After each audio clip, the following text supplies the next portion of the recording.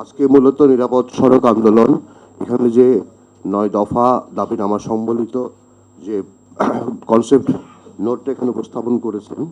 আমি এটি অত্যন্ত সুলিখিত একটি কনসেপ্ট নোট এবং স্পেসিফিকলি এখানে সড়ক নিরাপত্তার বিভিন্ন দিকগুলো অত্যন্ত ক্লিয়ারলি বলা আছে এবং কি করলে আগামীতে সড়ক নিরাপত্তাটা আরও নিশ্চিত করা যাবে এবং এক্ষেত্রে রাজনৈতিক দল এবং অংশীজনদের করণীয়গুলো অনেকাংশে এখানে কম বেশি বিবৃত হয়েছে। আমরা সড়কে অনেকগুলো প্রবলেম আমরা দেখি, আমাদের অবকাঠামো সঠিক না, আমাদের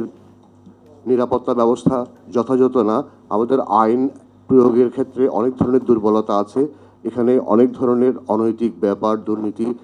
ইত্যাদি বিদ্যমান।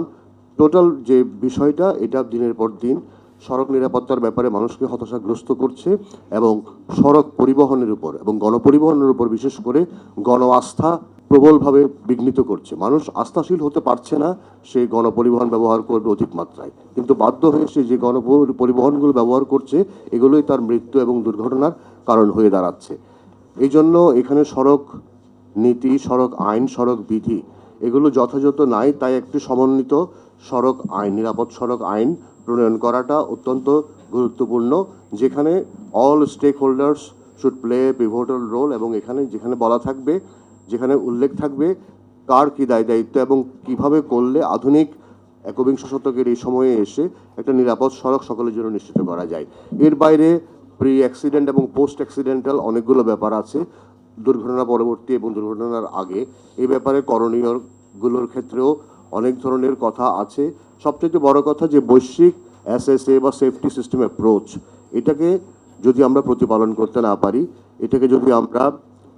যদি সেফটির পিলার্সগুলোকে আমরা এনশিওর করতে না পারি, তাহলে এখানে নিরাপদ সড়ক ব্যবস্থা গড়ে তোলাটা খুব টাফ হবে। এখন রাজনৈতিক দলগুলোর পক্ষে সহজ আইন, নীতি ও বিধি প্রণয়নে ভূমিকা রাখা, রাজনৈতিক দলগুলোর পক্ষে সহজ গণসচেতনতা গড়ে তোলা, রাজনৈতিক দলগুলোর পক্ষে সহজ মানুষের মধ্যে একটা সোশ্যাল রিপার্কেশন এবং একটা ঐক্যমত্য তৈরির ক্ষেত্রে নিজেদের ভূমিকা রাখা। আমরা মনে করি বাংলাদেশে